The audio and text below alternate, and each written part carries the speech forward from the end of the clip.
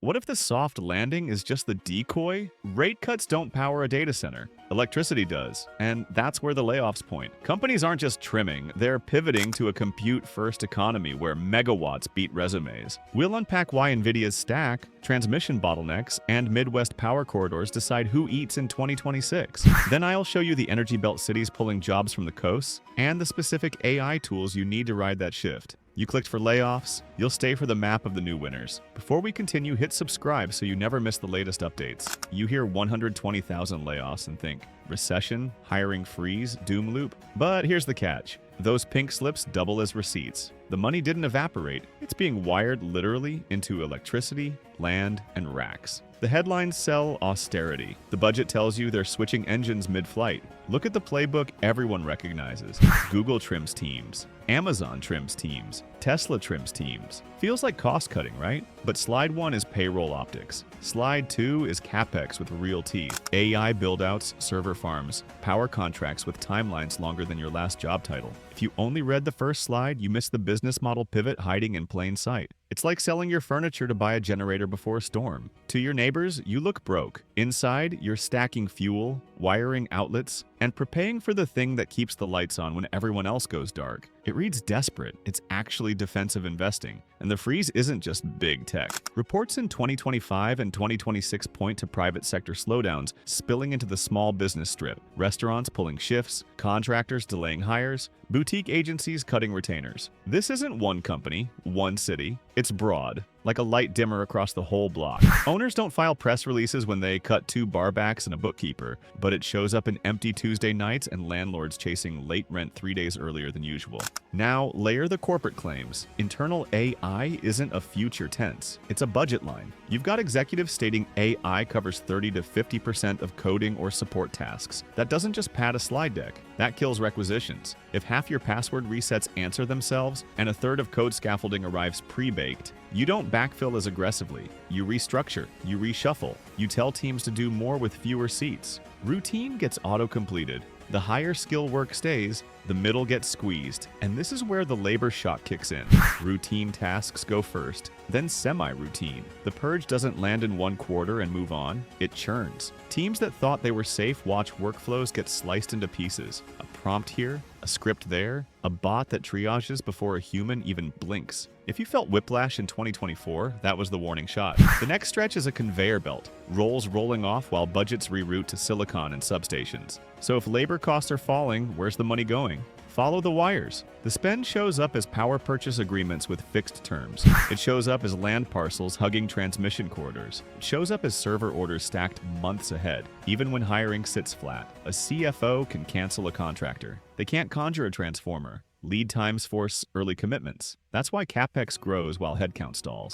They're locking in the parts you can't DoorDash. Here's the thing. The narrative says recession. The ledger says reallocation. Companies still believe in growth, just not through bodies. They believe in compute. They believe in proximity to cheap watts. They believe in heat budgets and uptime SLAs and campuses that inhale megawatts like your apartment inhales Wi-Fi. The old brag was features shipped per quarter. The new brag is power secured per site. Let that sink in. Small businesses feel it too, just with less cushion. When big employers stiff-arm hiring, the spillover hits service vendors first. The print shop loses bulk orders. The MSP loses seat licenses as AI handles it. The owner tries to ride it out, trims hours, then trims heads. You won't see a ticker flash, but you will see the parking lot half full at 11 a.m. on a Thursday. And the furniture for generator analogy goes deeper. A company can sell the nice-to-have, perks, side products, vanity teams, to buy the must-have, capacity. In a compute-first economy, capacity means rack space, cooling, and power. If you want the model to respond faster, you don't throw more interns at it. You add GPUs and secure watts. The conversion rate from payroll dollars to inference throughput is the new efficiency game. So here's the mini payoff. The budget didn't vanish, it took a new address. Electricity, land, racks, contracts.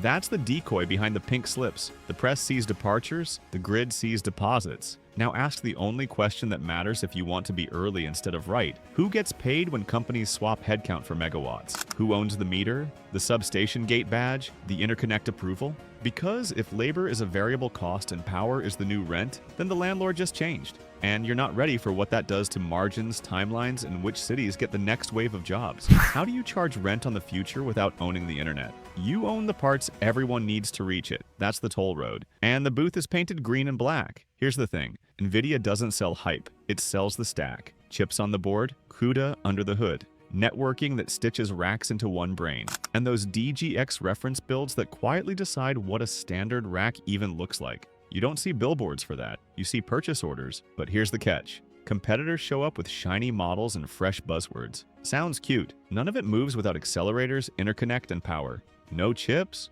no training run, no low latency fabric. Your cluster crawls. No reference design? You spend 6 months reinventing airflow like a confused HVAC intern. The show doesn't start without tickets, and NVIDIA prints the tickets. Let's talk constraints, because constraints decide winners. H100 units are scarce. H200s roll in waves and they disappear faster than a free couch on Craigslist. Supply shapes timelines. Timelines shape product launches. If you don't land allocation, your roadmap becomes a work of speculative fiction. You start promising quarters. NVIDIA allocates reality. Then there's the wire between the boxes. InfiniBand isn't decor, it's the artery. Without it, those pools of GPS turn into isolated islands that can't gossip fast enough to train anything modern.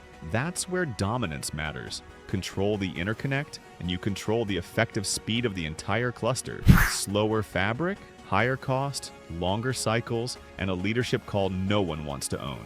DGX is the blueprint. You think it's a server, but it's a hint. Follow it, and you end up standardizing the room layout, the power whips, the cooling loop, the network spine, even the cable trays. That reference quietly becomes policy, and policy becomes a moat. It's like owning the map the builders use, not just the bricks. Now, the sticky part, CUDA. Once your workflows drink from that well, your gains stack up where NVIDIA wants them. Kernels tuned, libraries wrinkle-free, tool chains that just work. You could rip it out mid-production, sure, and then your sprint turns into a quarter where everyone writes migration docs and prays the benchmarks don't embarrass the CFO. Switching costs aren't a theory. They're payroll, deadlines, and pride. Developers don't just lock in tools, they lock in muscle memory. Scripts, containers, profiling habits. The weird fix someone on your team swears by at 2 a.m.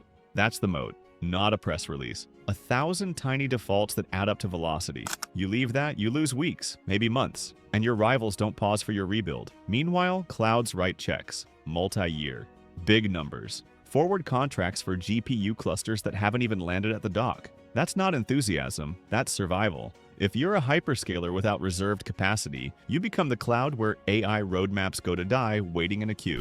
So they book ahead, they prepay the toll. And here's what nobody tells you. Efficiency gains in CUDA-optimized workflows don't spread out like a fair weather friend. They concentrate. The teams living inside that ecosystem get faster, the delta compounds, the gap widens. Suddenly the question isn't, can we switch? It's, can we survive the dip while they sprint? So, who really runs the road? The one with the booths? Yes. NVIDIA monetizes the lane where compute turns into product. But you can't get on the freeway if the on-ramp is dark. That's electricity. That's substation capacity. That's the transformer you can't get delivered in under a year even if your cousin knows a guy. Let that sink in. If your cluster needs tens of megawatts, your vendor list now includes utilities, grid operators, and anyone who can clear a right-of-way. The next profit center isn't a fancy dashboard, it's land banked next to fat transmission lines. It's the substation upgrade that lets you spin up a region while your competitor begs for an interconnect study. Mini payoff time. NVIDIA takes the compute layer, rent due every epoch, but the quiet money moves to dirt, metal, and lines on poles. That's where scale wins or stalls. That's where timelines get real or become vapor. And if your last stand-up didn't mention feeder lines and queue positions, don't worry. We're about to pull up the power map your roadmap forgot. Models get headlines. The grid gets signatures. Deals don't close on hype, they close on megawatts. If you're still optimizing prompts while your competitor locks a substation, you're the person staging a house with no deed. Cute, useless, and late. Here's the thing. Data centers used to be buildings with servers. Now they're electricity projects that happen to host compute. Power availability sets your construction calendar, not drywall or ribbon cuttings. If you can't secure feeder lines, your grand opening is an empty room with great air conditioning and zero revenue. But here's the catch. Venture money is still sloshing around like a busted La Croix on a co-working desk. Transmission isn't. Utilities can't conjure substations overnight, and transformers don't drop from the sky in a prime box. You can raise a $200 million round in a week. You cannot make a 3-year interconnect study move faster by tweeting at the utility. Let's run real numbers. A single modern campus wants 50 to 150 megawatts, and that's before someone asks for a second phase. High voltage transformers can run 18 to 36 months in lead time. Interconnection queues stretch so long they feel like you're pulling deli tickets at the DMV during lunch rush. And that's before construction crews even swing a wrench. Reliability is the next wrinkle. We're stacking AI loads on top of EV charging, then pretending summer peaks won't notice. Utilities run stress tests because the spikes are not subtle. You don't want spinning disks when the grid stutters. You want redundancy, and that means extra feeders, battery buffers, backup generation, and contracts that spell out who blinks when the weather cooks the substation. Need a clean example of constraint? Whole regions have started turning away big loads because transmission corridors are tapped and permitting drags for years. You'll see officials nod along at ribbon cuttings, then quietly tell the next prospect to call back after the new line is energized, whenever that is. The land might be zoned, the community might be hyped. Without electrons, it's cosplay. Now the stakes level up. This isn't just a business ops issue, it's treated like a national security risk when critical corridors clog. The research spells it out. Transmission bottlenecks are recognized as serious, not just annoying. And multiple states paused new proposals because power couldn't be guaranteed. Let that sink in. Not, we'll try. Not, come back next fiscal. Paused. So where does that put you? If the limiting reagent for growth is electricity, the smartest teams hunt watts like they used to hunt users. The procurement calendar turns into a power scavenger hunt. Queue position, transformer allocation, substation upgrades, and backup fuel. That's the new sprint. The shipping metric is not commits, it's megawatts delivered to the pad. Here's the analogy your CFO will actually feel. Owning a headline model with no power is like leasing a luxury storefront in a mall with no parking lot. Gorgeous inside, dead outside. You can hang a neon sign and pray, but the customers, your training runs, your inference jobs, can't reach you. People don't buy what they can't access. Neither do GPS. And don't get cute with timing. The queue backlog means you commit early or you don't exist. Long lead gear sits at the front of the domino chain. Miss that window, and your ops team spends next year explaining why your capacity plan looks like a student group project. All vibes, no deliverables. So where do the next jobs go if electrons call the shots? They follow the build. Construction crews, electrical trades, controls techs, cooling specialists, compliance pros, they cluster where the grid can actually feed a campus. The growth story shifts from shiny HQs to substations and laydown yards. You'll see hiring announcements tied to commissioning dates, not marketing launches. Mini payoff. The gold rush isn't who has the smartest model. It's who locks power purchase agreements at sane rates and grabs land beside thick transmission lines. That's your unfair advantage. PPAs become your moat. Parcels with line of sight to capacity become your lottery ticket. Miss that, and you're renting compute in someone else's town at someone else's margin. And if you thought the model leaderboard decided winners, you're late to the real scoreboard. The people with electrons decide who shows up. The rest argue about prompts in buildings that dim at 4 p.m. So the real question isn't, can you scale your AI? It's, can your meter spin fast enough to matter? Which regions actually have the juice and the zoning to catch this wave? We're going there next, and you're not ready for the map. You think Silicon Valley. The money thinks substations off I-70. Sounds heretical if you live near a Blue Bottle and a WeWork. But here's the catch. The new map doesn't care about your latte radius. It cares about watts, dirt, and rules that say yes faster than your permit portal times out. Let's break it down. The emerging hubs line up where power is plentiful and land doesn't cost a kidney. Midwest data centers are multiplying along big transmission spines. The Southeast is stitching together EV corridors, battery plants, assembly, suppliers, because the logistics math and utility tariffs line up. Meanwhile, AI campuses keep stacking gear in Phoenix, Pittsburgh, and Austin.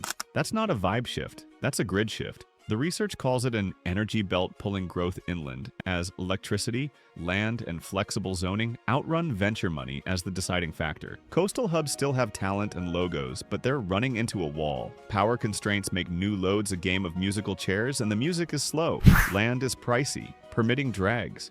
You can spend months arguing over a cable trench while an interior market greenlights a whole campus before lunch. Cheaper watts plus friendlier zoning beats prestige when the schedule decides your stock price. Look at how sites get picked now. Announcements are stapled to transmission corridors. If a parcel sits within striking distance of a fat line and a substation with room to grow, it's in play. Local and state incentives sweeten the capex burden. Property tax abatements, sales tax breaks on equipment, training credits for hiring locals. Water access and cooling innovations seal the deal in dry climates. Closed-loop and warm water systems let campuses land in places that used to be too hot, too thirsty. You don't need an ocean when you have engineering and a patient utility. This is where the labor story flips. Jobs chase electrons. Construction crews, electricians, low-voltage techs, controls specialists, commissioning teams, facility operators, they stack around these nodes. And unlike app launches, this work lasts through phases. Site prep, steel, switchgear, fit-out,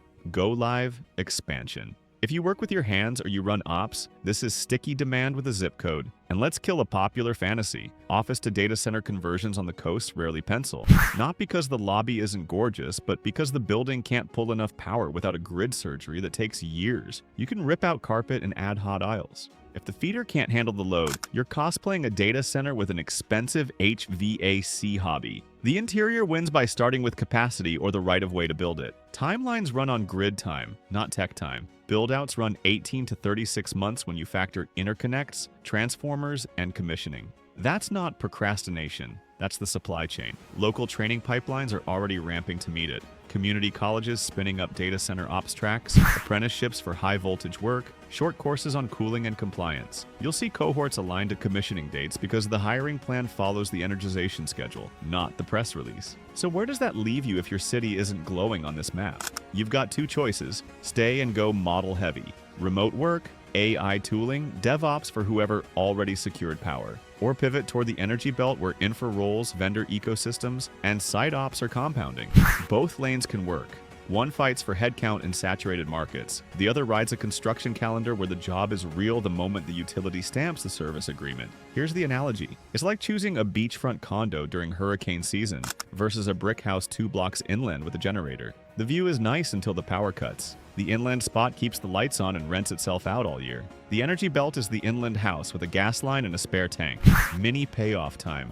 Growth that everyone assumed would stick to the coast is getting absorbed by the energy belt. Midwest data centers, Southeast EV buildouts, AI clusters in Phoenix, Pittsburgh, and Austin. The research says it clearly. Access to electricity, affordable land, and flexible zoning are beating out venture capital gravity. Follow the megawatts and your odds improve. And if you're waiting for a rally on Main Street to celebrate, don't. Consumers are signaling something different at the checkout line. Luxury SUVs are parking outside discount chains, and that tells you more about the next round of cuts than any glossy investor letter. The energy belt may be hiring, but wallets on the coasts are whispering a different story. Let's read that signal before it slaps you across the face.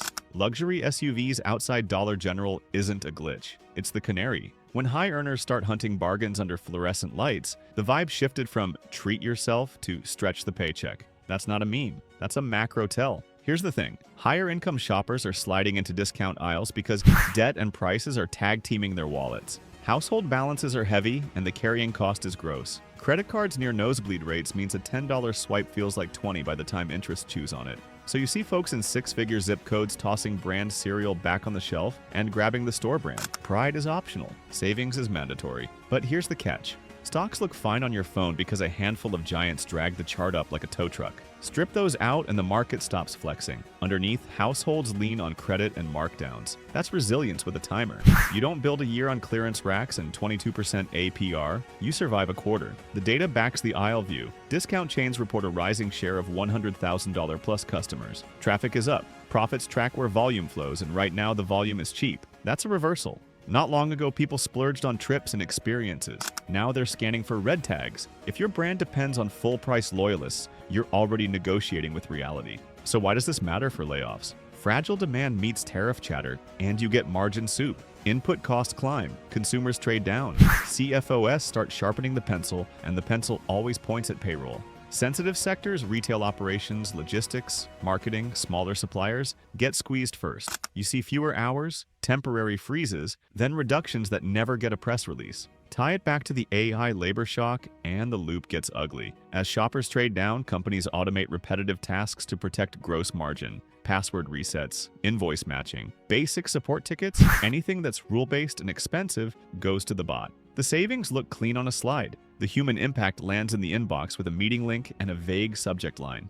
Demand softens, automation expands, and round 2 of cuts arrives to stay competitive. It's a feedback loop with a friendly UI and a cold heart. There's another risk hiding in your index fund. Market gains hang on a small group of AI winners. When they run, everyone feels rich. When they cough, your retirement plan catches the flu. That concentration ratchets systemic exposure. A hiccup in allocation, chip supply, or power siting, and yes, those are real bottlenecks, can ripple into valuation shocks that hit hiring plans across sectors that never touched a GPU. Let that sink in. Confidence isn't a number. It's a story people believe while they tap add to cart. If the story wobbles, debt heavy, prices sticky, tariffs looming, the policy machine fires up. Leaders respond to narratives. Narratives steer budgets, rates, and rules. And those decisions land on your job in ways that feel random until you trace the path from aisle 3 to your manager's calendar. Here's the analogy that makes it simple. The checkout line is like a traffic camera for the economy. It doesn't care what brands say on earnings calls, it records who actually showed up and how fast they got through. If the line is full of high-income shoppers buying down, that's your warning light. Ignore it and you'll speed straight into the next round of cuts with your blinkers off. You might think, so what? People love a deal. Sure. But a deal rush at scale means product mixes shift, inventory cycles stretch, and marketing strategies turn defensive. Add tariff noise and you can't plan price points. Add delinquency creep and your customer vanishes for a quarter. Companies don't wait for clarity, they preempt, they pull back. Then they call the automation vendor. This is why I keep telling you to watch who parks outside the discount chains. It's not class cosplay, it's a stress test. Those cars are balance sheets on wheels. When they crowd the lot, you know a second act is coming. Less ad spend, thinner hours, efficiency moves with a smiley memo. It's real, it's happening. Mini payoff. The checkout line is a macro indicator. Treat it like noise and you'll miss the timing on the next cuts. Read it right and you see the demand map before the earnings slide drops. So what do you do if the grid, not your degree, picks the winners? You align your skills to the power map and get paid where the electrons flow. If megawatts are the moat, your resume needs a hard hat and a prompt window. That's the shift. Not learn to code, but learn to ship workflows and speak amperage. Degrees still look nice in frames. Deployable skills get you past the gate. Let's break it down. You've got 2 lanes if you want to stay employed while the grid calls plays. The soft stack is AI tools that cut cycle time. The hard stack is infra-adjacent skills that live inside the fence line. Both pay. One rides software velocity. The other plugs into the meter. But here's the catch. A diploma with no throughput loses to the person who can wire a panel or automate a process by Friday. Hiring managers care about time to value. If you can't demo it, it didn't happen. This is a build or bounce market. Pretty words won't rescue you. Tool lane first. Get hands-on with Copilot so your baseline tasks move twice as fast. Build a small RAG pipeline that answers real docs your team actually uses. Touch a vector database, not in theory, but with embeddings, chunking, and a retrieval query you can screen share without sweating. Add automation scripting, Python or Node, to glue tools, trigger jobs, and kill busy work. The metric is hours saved per week. If you can show a workflow that eliminates a queue, that's leverage. Layer in ops hygiene. Version your prompts. Log runs. Measure accuracy drift. Add guardrails for PII. When a manager asks about failure modes, you have receipts. That's the difference between a demo and a deliverable. It reads dry. It gets you hired. Now the hard stack. Data center operations isn't mystical. It's checklists, alerts, and uptime. Learn power systems basics. Single line diagrams, breaker coordination, transfer switches, grounding. Cooling 101, hot aisle versus cold aisle. CRAHS, chillers, delta T, why airflow beats vibes. Networking, leaf spine topology, fiber types, optics, basic routing. Compliance, access controls, change windows, incident reporting, safety lockout/tagout. You don't need to be a unicorn. You need to be safe, precise, and on time. Here are roles that show up in every build. DC Tech keeps the floor alive. Racks, swaps, tickets, eyes on alarms. Energy Analyst tracks load curves, PUE and PPA terms so the bills don't torch margins. MEP Project Coordinator wrangles mechanical, electrical, and plumbing vendors so milestones don't slip.